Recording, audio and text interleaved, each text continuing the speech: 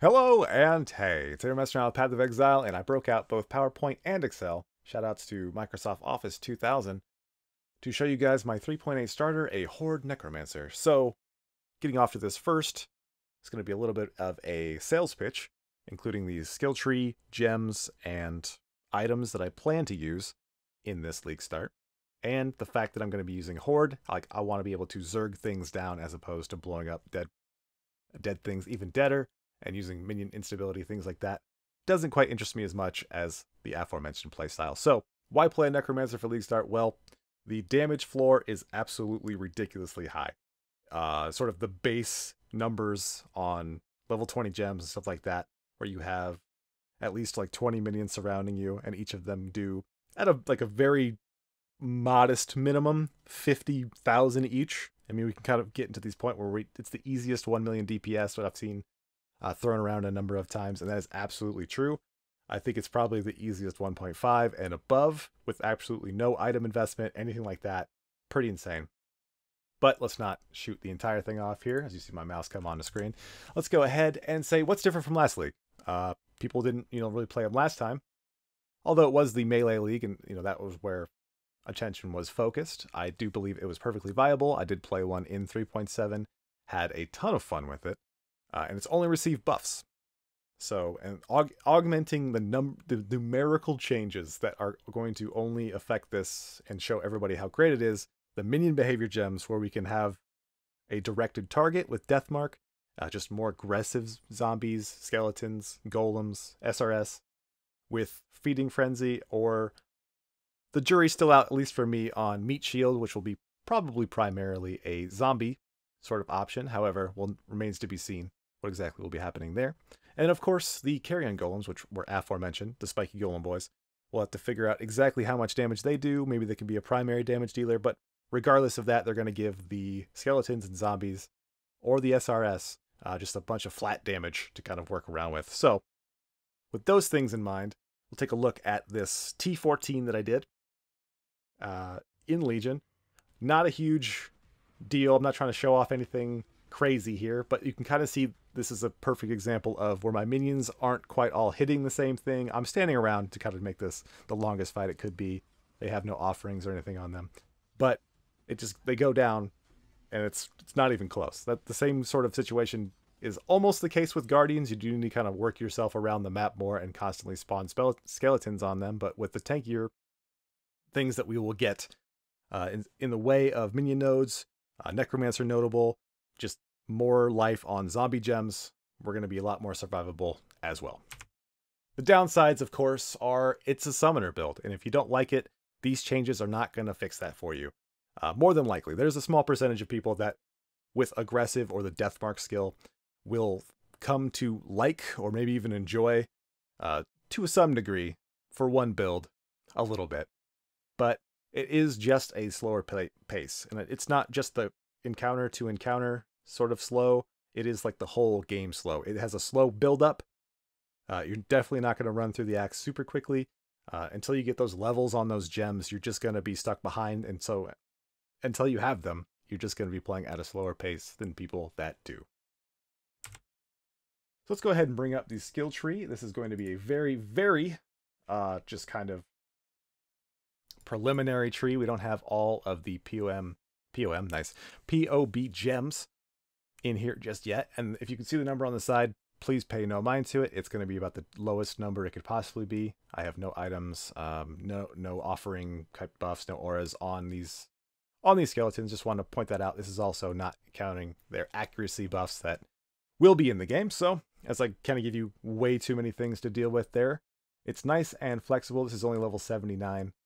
The next few points will be entirely dependent on how the zombies feel, how the skeletons feel, how the carrion golem feels. If I want to have multiple golems, maybe I'll grab 4 points there. If I want to have more flat damage at the least amount of things possible, I'll probably slide in some to dust jewels, but I don't want to get too far ahead of myself. It's just sort of survivability is here, and this is still only level 87.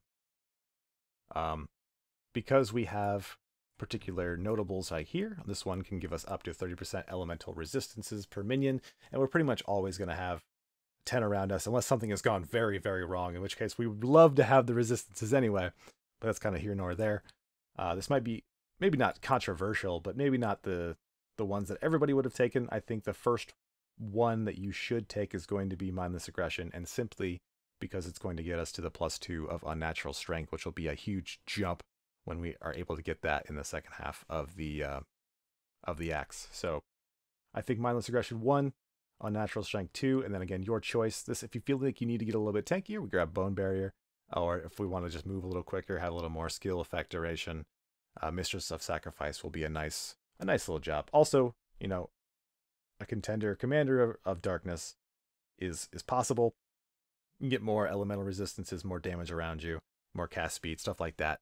I just decided to opt for this because offerings are going to be really big with huge durations this particular league, and that is the reason why. So as we pop on back over to our PowerPoint, I apologize. With leveling, we're kind of going to make our way up the tree. I think the most important thing early on is going to be getting up to the +1 zombies and +1 skeletons node. I'll kind of find ourselves back over here at the very, very top of that tree. The name of it escapes me right now, but it's going to be the one I think that we need to target the quickest to kind of get our damage up the highest. But other than that, we're going to be focused on zombies, probably primarily, and then skeletons. SRS, because we're going to have things to do. Our zombies and skeletons are kind of one-shot things, but because they will be moving quicker later on, we're kind of going to drop them. And then because we get the carrion golems a little bit later, I think it's the level 38 Act 4 one, or level 34 Act 4 one is when we're going to get that. It just, the damage on it will be less important to us because we won't have the links just yet. So it's more about that buff getting given to our zombies and skeletons, at least early on in leveling, like we're saying. And just more sales point. It's extremely flexible. If of course the playstyle suits you, you can kind of choose which of the zombies, skeletons, if you want to go SRS, the builds aren't going to look that much different because it's mostly just like the damage nodes, or if you go AoE, if you're going to go for zombie slams, if you're going to go more defensive for explosive zombies, even if you are going to do that, I won't, but it's just super flexible. Many different choices. Obviously the jewel slots, we're going to have at least 4 of them that are very easy, like 1 to 2 3-pointers, and you can slip in either maximum life armor or throw on some anatomical knowledge for, you know, more life, kind of focusing on you. You can be the 2 dust if we want to focus on just getting as much skeleton damage, which is probably what I'll be doing in the actual thing. And then again, when I was showing you guys with the possibilities and different options, the notable changes and notable choices, will be up to you. Nothing's ever more than like 4 points away, and it'll completely change what you're focusing on for your minions. And I guess it's time to break out that dirty Excel spreadsheet. It looks pretty dirty right now, like I was saying. We're not entirely sure what the carrion golem's damage is going to look like, which is why I have got this in a very weird spot. I do think, however, that we will sort of find this balance really early on in the chess piece. For instance, I'm undecided because I don't know how much damage we'll be doing, and if we're overkilling everything, then I'll probably choose to use something like minion speed, or maybe feeding frenzy. Fortify would be kind of a last choice, and that's more just for the 34% more multiplier than the actual buff on the skeletons, because we'll be replacing them so often. And then the feeding frenzy, although they will seek out things and they'll do like 25% more damage at level 20 gem, it seems like skeletons are already decent AI, so I don't know how much that'll really buff them. But the death mark giving them, you know, a much bigger damage multiplier, and making sure that all of our Vol summon skeletons are on the same target would be very huge, on top of these kind of obvious big 49, 59, 49% more multipliers. I think that's pretty common sense as far as just mathematics of very simple basic league starter type builds. So let me put that addendum on that. In the helmet, this is sort of assuming that you are going to have a hard time getting a +2, +3 is going to be very expensive to minion gems, and then supported by level 20 minion damage, you guys might have to settle for a 18. It's not that much worse, and it'll be significantly cheaper because it always Always is, but this is technically just a 4-link, 5-link overall. I'm not sure if the meat shield will come into play. Again, we haven't played with it. The behavior of it is going to be something that'll need to get checked out, but they do more damage. They taunt. They have the chance to taunt on hit, and they'll just be on you the whole time. But I don't know how much that's different than just casting a convocation. I know the zombies are kind of like lackluster and don't, it's tough to reset them and where they're going to hit all the time, but we'll kind of see what's played out. Minion speed might be the play here if Meat Shield feels a bit underwhelming, just to kind of keep them up and stay on their attacks a bit better. As far as the gloves and boots go, these are more just our, workaround things. We have Leap Slam because we're going to want to use Fortify. We get the increased attack speed from the node just above the Templar starting area from the minions, and we'll go ahead and use Fortify. Phase Run is sort of a personal thing. If we have enough dex, we'll use that. Otherwise, it's not that important because that is kind of a high requirement. I think even like a level 6 is like 100 dexterity, and we're hurting for that in this build. Flesh and Stone to blind those that are near us. It doesn't protect us against all damage anymore, but that from attacks like projectiles, like the spiky boys, might come into play. But I think Flesh and Stone is great. The 50% chance to evade because of blindness is going to be big. Desecrate, we obviously need to create bodies, and now that we have more slots to place our abilities and cast them, I think that's going to be one of the easiest things to keep going, because even with all these and getting a bone armor skill, it only ends up being 12 or 13 abilities, and we'll have a total of technically 13 different places to put skills, I believe. Unless it's... No, I just wanted to make sure. It has been correctly stated. There's an extra 5 on the way. So just between Desecrate, Flesh Offering to kind of buff up our minions, Convocation, Clarity, that's the biggest question mark kind of them all. It's super buffed. I don't know how often we'll need to be recasting things, how expensive it'll work out if we want to try to slide in a Mind Over Matter because we'll have so much more mana. I don't really know what that is just yet. So that's definitely a question mark for sure, as well as Phase Run not being a requirement. And then when it comes to our weapon, which we need to talk about in a bit, we're going to have the carry-on damage, and we will need to have some sort of Steel Skin or Molten Shell, our guard skill for sure, to kind of fit on there. But I've been on this page for too long, so let's go ahead and jump back into the PowerPoint, which I am working my butt off to get back to. There we go.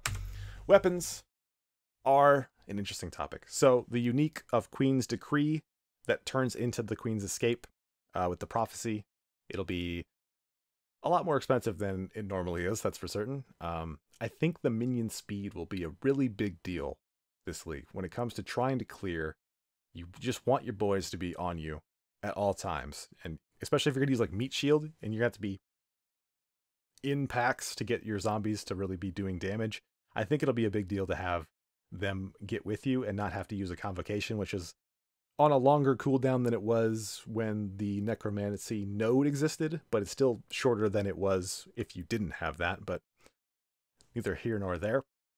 So that'll be a big deal. It's also getting a buff to minion damage, and you get +1 of additional zombies, skeletons, things like that. So it's going to be a very sought after, especially leveling build item, and it'll be great if you drop one early.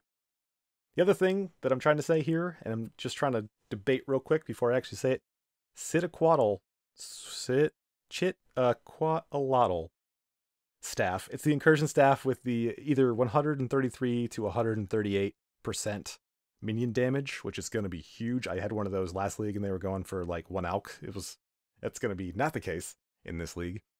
And then also it has the possibility of getting +2 to minion gems, which is going to be, again, another highly sought after, especially those people that are going for, the Herald of Agonies, anything that they're just trying to boost up to just insane levels. Specters will be another one. So it'll be contentious, but if you can get your hands on one, that's kind of a little bit of a side chase, and if you can get some early and you're going to sell them anyway, that's one you can go with. Obviously, another option is the Convoking Wand or Shield. That's only if I remembered the name correctly. Apologies if that's not the right one. This is the Minion Damage Wand is what I'm trying to say here. It gets the defensive option of the shield, and you get I assume a buff that'll be about half as much as the Incursion Staff on one hand, and that's kind of perfectly fine and might suit better between the two purely offensive Queen's Decree, purely offensive staff, and the defense of a shield. We might be able to kind of get that nice, the middle. And then when it comes to certain uniques, they're helpful but not mandatory. Obviously, if you're going some kind of crazy strength stacking build and you have the Baron, you've locked yourself into that sort of build defining thing. But as a Witch Necromancer that we want to focus on 2 different sets of minions, we don't need anything in particular. The Boots of Allure is another one I can think of. Since we're not exploding corpses, we don't need the Akuna's Will, which will be a very expensive item. But these are things that we don't necessarily need. Items and stuff like that. Not that big of a deal as it comes to this, and this is why it's an attractive league starter. So as we go back into POB, I did not realize that I needed to switch this many times. My apologies. It does say 78,300 in the DPS, and again, that is the lowest possible. That is not take into account the accuracy buffs that have been given to minions. It does not take into account carrion golem buffs. It does not take into account offerings. None of that. I've even changed the no flesh offering. There's a precision that we can get to kind of just see what it would be with accuracy. There is a crit chance in there, so we needed to lower this number by about 3%, but you get the point. Things will stack up very, very quickly if we start giving it too much. So just on a level 20, summon skeletons, as opposed to 21, it's another 10k damage off of that. This is done with minion speed and then maim at 25% to kind of simulate a little bit closer to like a feeding frenzy or a death mark without being pointed directly. So they're kind of their everyday damage and not at all at any advantage whatsoever. And this is just minions. So if we had just this with none of the buffs, if the accuracy buffs never happened, we'd have, I think, 9 skeletons doing 7,800 damage. That's not quite true, but it'd be about 700,000 damage. Just the skeletons, not including the other guys. And that does not include the carrion golems, which we're going to be doing tons more than that when we start adding all these things together. I just want to really drive the point home. You're going to be doing so much damage, and we don't have any items on. We don't have this staff or a Queen's Escape. We don't have any of that. We don't have a bow and helmet that has, plus whatever to stuff. We don't have these things, but if we had all of them, and this is not going to be that expensive, it's going to be a crazy amount of damage. Let's go ahead and just slap Fortify on there, and then Ruthless on here. Just see the kinds of damage that we're talking about. Give this a 21. And finally, we need to go ahead and give us Flesh Offering and Precision. So you can kind of see if we do get up to the 30 whatever skeletons all doing 200,000 damage. My apologies with these numbers. Doing 6 million damage, and we haven't had like really any investment. We're going to have fun. It's going to be a good time. You'll be able to do anything in the game. Again, I think we can bring those numbers down, focus on the minion speed, and that'll be just fine. So, I talked for a really long time. Tried to give you guys as much information as I could possibly spit out without kind of going too insane. There's a lot of things that we don't know, but here's the skill tree. Go ahead and leave this on the end of the screen and probably try to make this the thumbnail so people can understand that it's in the video. I'm sorry I didn't show it more. This is an early level build and all that stuff, but at the risk of repeating myself several more times before this is over, I just want to say thanks for watching, thanks for listening, and be safe, guys.